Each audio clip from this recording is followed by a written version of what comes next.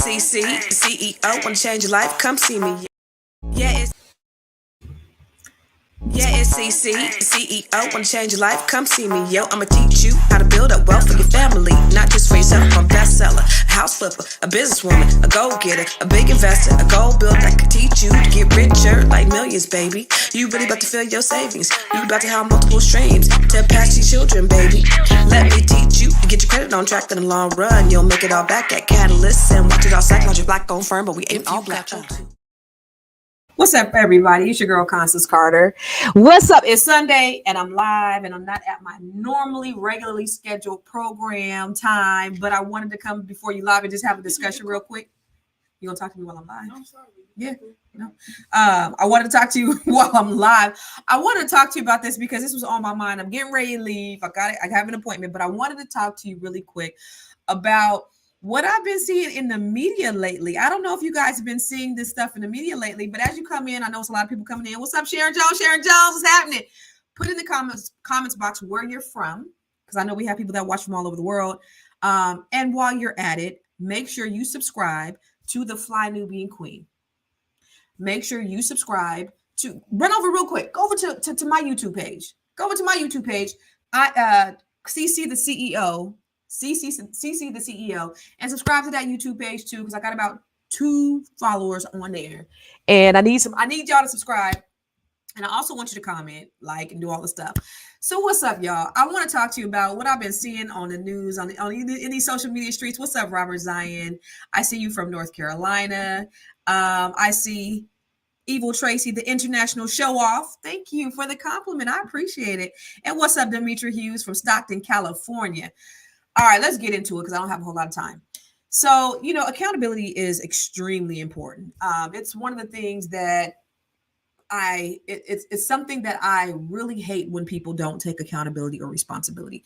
Anybody who's worked for me know that accountability is paramount.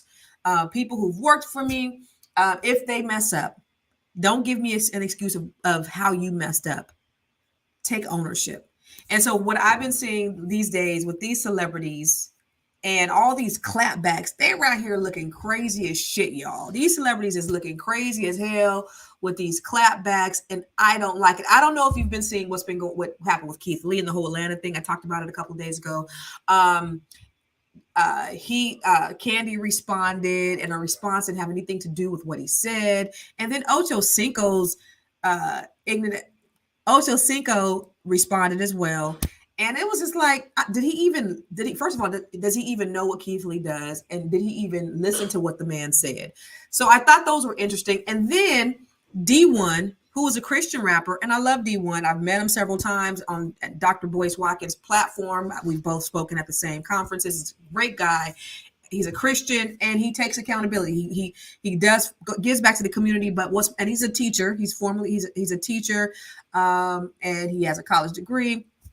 And he's very well known, and he does a lot to give back to the community. And he called a lot of these rappers to the table, and some of the rappers responded.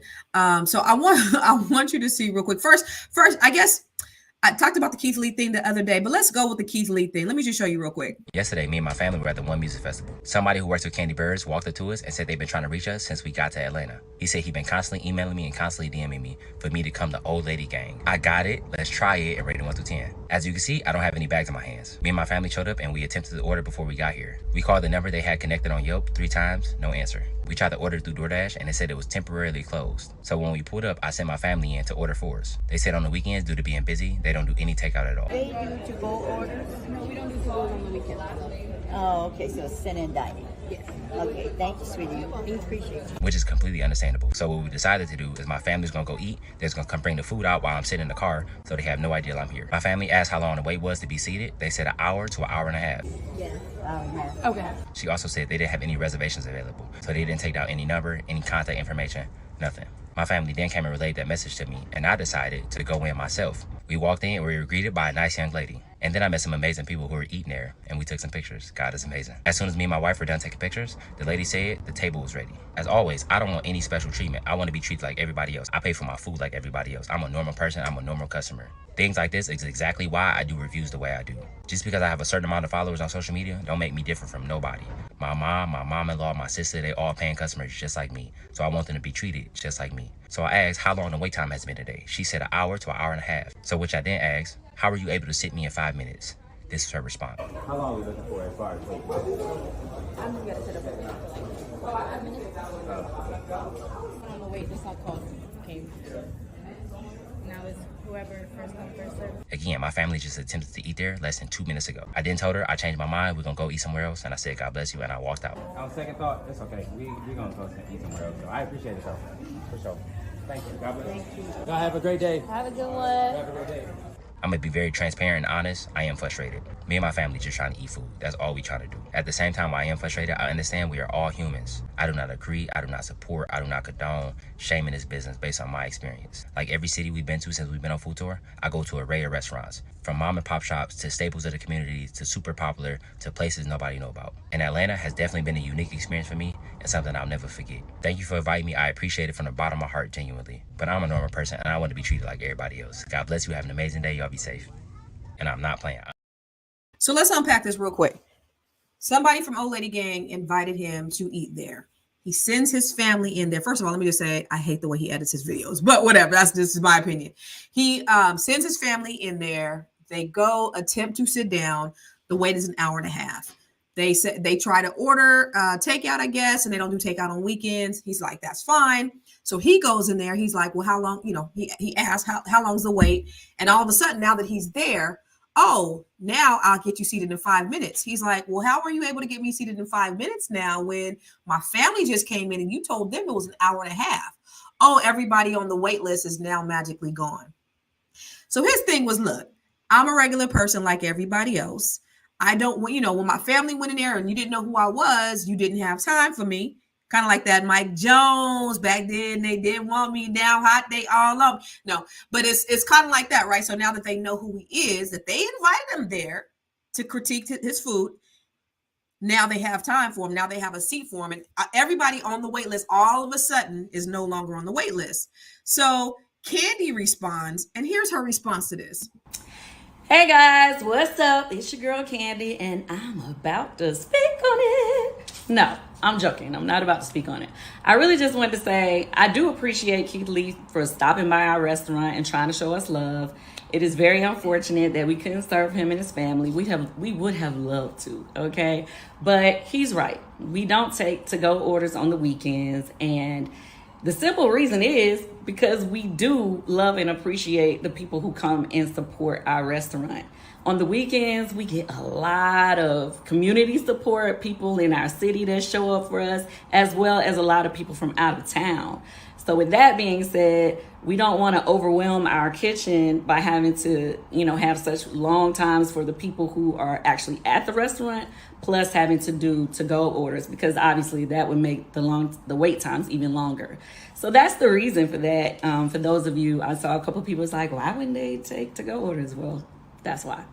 Anyway, with that, outside of that, I want to say thanks to Keith for trying to even show up to our restaurant and show us love. Thanks for trying to bring your family by, and maybe next time we'll still get a chance to serve you. Okay. All right. And much love to our hostess. When I listened back to the video, I felt like she was being very polite. What she said to us was that basically when she called the names on the list before him or before his family, that the people didn't show up, which happens sometimes. Sometimes people put their name on the list and they don't want to wait. So I don't know. That's what she said to us. And other than that, if she did do it because she saw him, it's okay. Because, a lot of people, when they see somebody they love, they try to look out for them. And we try to look out for our people who come and support us. So with that being said, thank you for the support. Thank you to everybody who reached out today. We're okay. And thanks to Keith. Bye. So does anybody see a problem with that? So first of all, she didn't even address what the core of what he said. The core of what this man said was that it wasn't about the takeout thing on the weekends. It's like she totally glazed over the fact that he said that he was able to skip the line. How all of a sudden now you got time for me? So basically, in my opinion, Kandi shouldn't have said anything because that's no accountability. Going back to no accountability, it would have just been better. She would have been better off not saying nothing. But then you have, everybody's talking about it. The internet is talking about it. Everybody's up in arms. This man, Keith Lee, has gotten death threats. Milk and Honey has gotten death threats. And it's really not that serious. I mean, there's people out here that are giving death threats to these people that need to get a life, right? I mean, it's not that serious. And then Ocho Cinco's ass tried to chime in. And I was just like, did he even listen? So if you listen to Ocho Cinco, this was just like, what? Ocho, I don't like the critiquing of our restaurants and having people and talking bad about our goddamn businesses and Ocho, like, dude, how hard it is and I get it, Ocho, for us to Ocho. even get in the food industry and to have our own restaurant and so. Ocho, like, what are we doing? Don't ask me to come to your house and then ask me what I think about it without asking me to give you my honest opinion. Nobody asked for that. Nobody asked that. A lot of these people, listen, a lot of these restaurants do DM him, ask him to come. But he wants to go on, a lot of times he wants to go unannounced and give people, that's what he is. He's a food critic. He's turned himself into a food critic. It's okay. Are we turning something resume? What are the qualifications of being a food critic? Go to a restaurant and do you like the food? Did you like the customer service? What was it like? Yes. What was the wait time like? That's all you got to do. How about go do that at Maestro's? Go do that shit at Chris Ruth. Go do it at Poppy Steak. Go do it at fucking Zuma. Go do it at goddamn whatever the fucking rest of them goddamn 5-star restaurants that everybody. Go do it at that. Name. That was the ignorantest video I've ever seen. Like, are you serious right now, Ocho? Are you serious right now? So, first of all, obviously, he did not listen to what the man does. You do not need a resume. You do not need a degree to critique a food. What's the whole point of Yelp? You go on Yelp to say, my experience was good or bad. These people invited that man, and he don't like what they do to black businesses.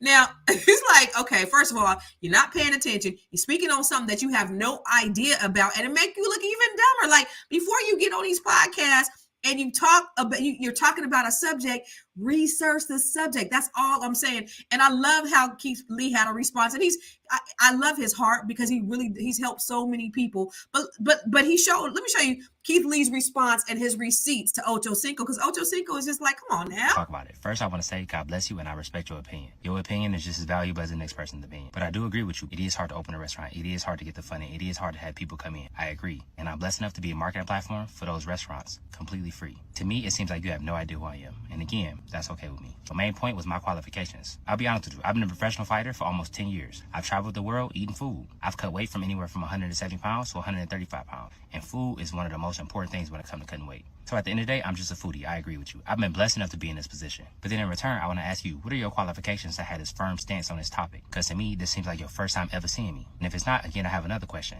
Why is this your first time speaking on me? We've been blessed enough to raise over $40,000 for a restaurant owner who has cancer. We've been blessed enough to be used as a vessel to retire a teacher in less than 24 hours. We've been blessed enough to be a part of keeping multiple restaurants doors open. And all of this within the span of 10 months. I want to be very clear. That question isn't to say you or anybody else should know who I am. I simply ask, if this isn't your first time seeing me, what stopped you from talking about the positive things we've been able to do? Specifically to the... So Ocho Cinco on that, shut your ass up. You sound dumb as hell. And I tell you again, if you're going to have a podcast, make sure you research the shit before you go on there talking about it, because it was very evident and very clear that you did not research what this man was doing, what he had done, what his purpose was or anything. All you knew that he was attacking black businesses. And won't you learn how to say businesses and not say businesses? Now, finally, I want to talk about Rick Ross. Okay. Rick Ross. I want to talk about D1. Now, again, I've met D1. D1 is a great guy. He's a rapper. He raps. He's a positive rapper. He pours a lot into the community. And he was on the Sway Show last week, and he was talking about how Jim Jones, Meek Mill, and Rick Ross, he was saying, listen, brothers, I love you guys. We got to do better for the community. And I thought it was so dope, because as a man, you call another man out. You ain't hiding behind nothing. And that's a problem with our community, is we don't have accountability. The problem is we're not going to call people to the carpet because they're famous, because they have money, because they have influence. Now, I can respect people like you, Maurice, Reese Tay, that's on here watching right now. I can respect you because you are Reese Trey, because you are out in the community, you are out in the fields, and you are actually helping these young brothers. You are saving lives. D1 has a big platform. He's actually helping people and saving lives to the destruction that a lot of these rappers have been doing. So he basically was on Sway and he called him out, and I love him for that. Jim Jones, you could do better, brother. I love you too much. I love you too much to not be honest with you. Rick Ross, you could do better, brother. Meek Mill, you could do better, brother. I love you too much not to be honest with you. Are you the face of prison reform? Cause are you the face of prison reform? Or are you sitting here on your new song with Ross talking about getting somebody murked and shot at the red light? Which one is it, bro? Which one is it, bro? Cause I did a shoe giveaway in my city and gave out 1,300 pairs of your shoes because they said reform underneath them. And I love that you partnered with a major shoe company and you out here pushing prison reform. But now I got to sit here like, man, this man glorifying getting people killed as of a week ago. Like, what are you doing, bro? Lil Snoop really got killed. That broke your heart. You wear him around your neck. Why are you glorifying the same thing when my best friend got killed? When Carl got killed, New Orleans know who I'm talking about. When Carl got killed and I had to go to his funeral and read the eulogy and be part of the funeral, and I got back in my car, Sway, after the funeral, and I turned on my music and I realized I'm listening to music that's glorifying the same stuff that just happened to my best friend. Mm-hmm. It gave me chills, and I needed that moment. That was my come to Jesus moment of like, D, you got to do something different, brother, because you have a taste for this poison, but you're attracted to the poison. And rap is great. The rap game, hip hop industry is great at cooking up some delicious poison. I don't call you out because I got a problem with you, man. Like, I wish we could go get lunch right now, me and any of them. I love you too much to not be honest with you. There you go. That's what it is, bro. Yep. And so if anybody feel bad about being called out, it's like let's talk. Let's talk. Let's talk about it and let's just figure out what we can do better. But at the end of the day, guess what's not changing? The word of God ain't changing. Okay. There's death in life in the power of the tongue, Proverbs 18:21. That's not changing. And trying with this foolish argument that it's just entertainment. This ain't real. Mm-hmm. How many more people got to die in the hood, man? How many people at the end of the day lives got to get ruined and poisoned, and how many rappers got to get killed for us to be like, come on, man? When it's hip hop, it's a whole culture, and it's implied that this is autobiographical and this is nonfiction tales that people are telling. How much does that have to happen? So don't hit me with that. People just don't want to confront the reality of this stuff, man.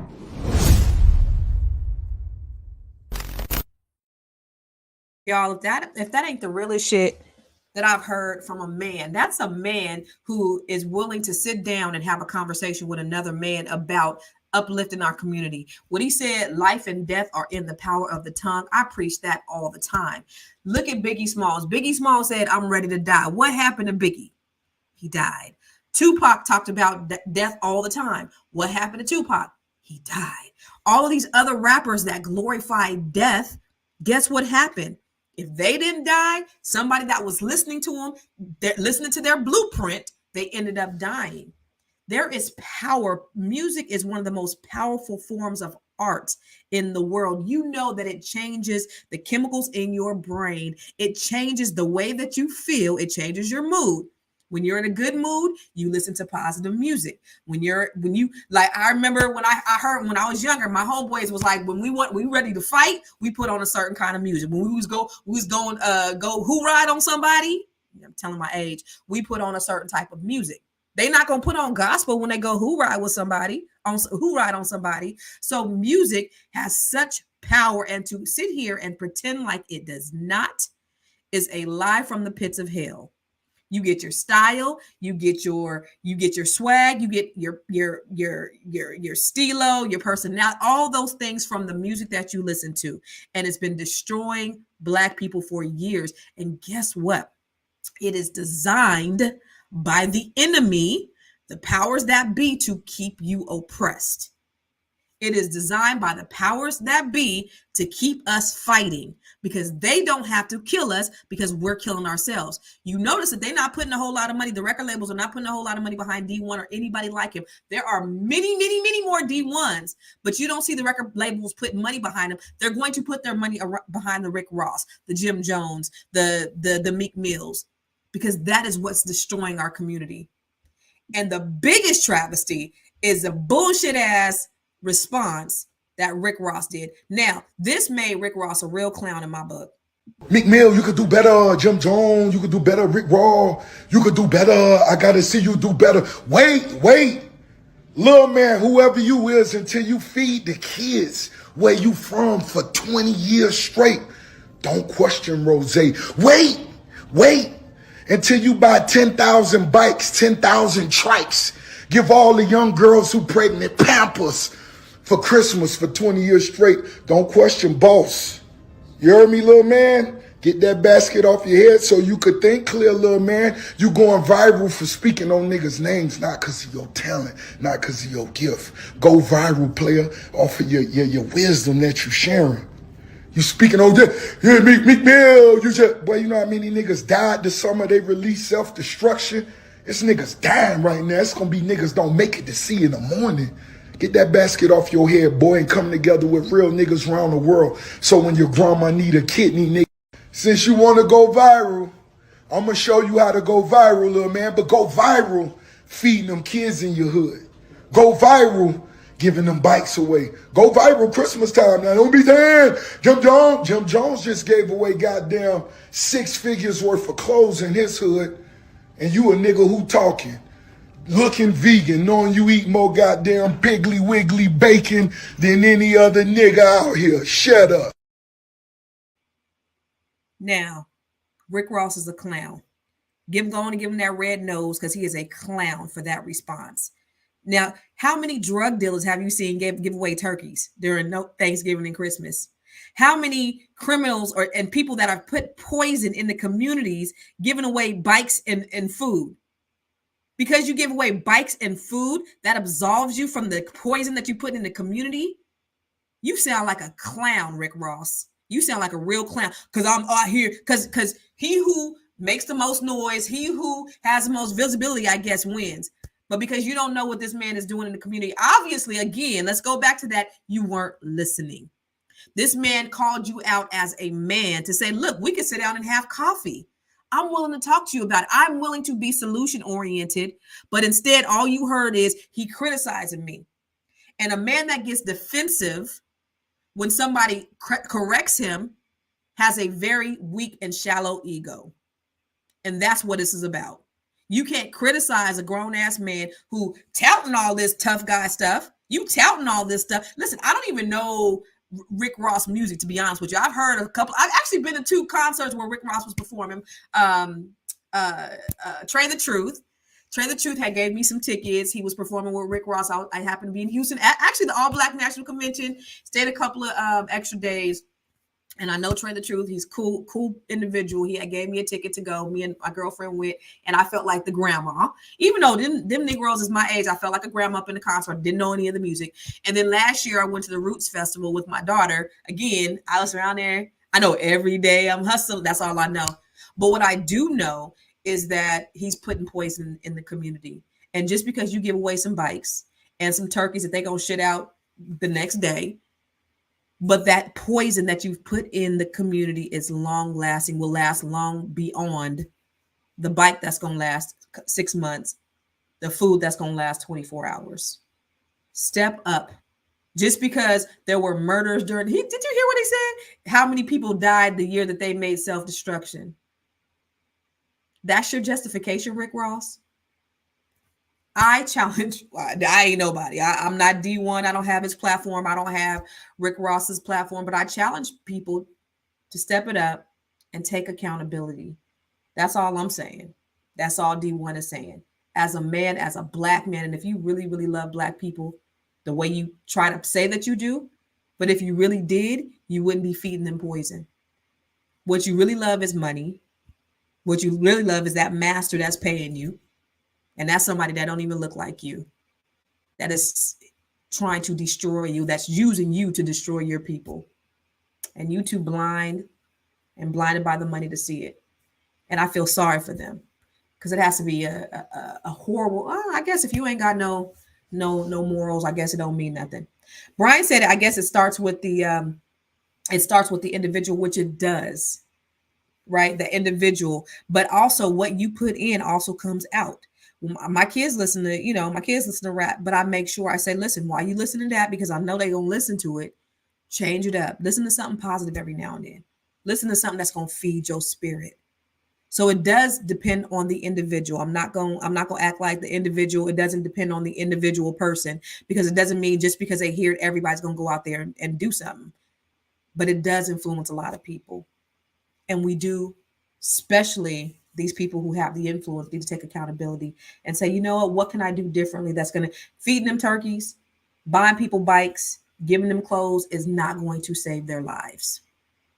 You help to kill 10,000 people, but you giving away 10,000 turkeys. It don't balance out. So, I just wanted to put that out there. I hate to see unaccountability. Like I said in the beginning, if you've ever worked for me, you know, the main thing that I hate is a lack of accountability. If you fucked up, say I fucked up, and let's figure out how to fix it. Don't make no excuse for why you fucked up, because my dog ate my homework. This person did that. I don't know. Something happened. The lights wasn't on or whatever. Just say I messed up and let's move forward. Let's figure out how to move forward. But all that making excuses and non-accountability, that ain't the way to go. So I just wanted to share that with you, because I thought it was really strange that this week alone, we have all these celebrities who are have been doing these clapbacks. But it's like, are you listening to what the people are saying who have opinions? Kandi or Ocho Cinco, can people not rate their food? Can people not share? Like, that's what we do. You sound ignorant as shit. Kandi, love Kandi. Kandi's a dope ass businesswoman, but she did not listen. She responded. It's kind of like arguing, right? You're responding. No, you're waiting, listening to respond, not listening to hear. She did not listen to what the man said. She just responded. And Rick Ross sounds like an all-out clown. That's clown ass shit. Period. He's a clown. The video proved he was a clown. Anyway, I'll see y'all later. I love you. And take care and God bless. I love Black people. I want us to get it together. Make sure you subscribe to the Fly Nubian Queen. Subscribe to Constance Carter. Follow me. Go on Instagram and follow me at I Am Constance Carter. Go to Facebook and follow me at I Am Constance Carter. I'm always putting out stuff, but I just want to put out stuff that's going to edify us as Black people, because you know what? I love you for real.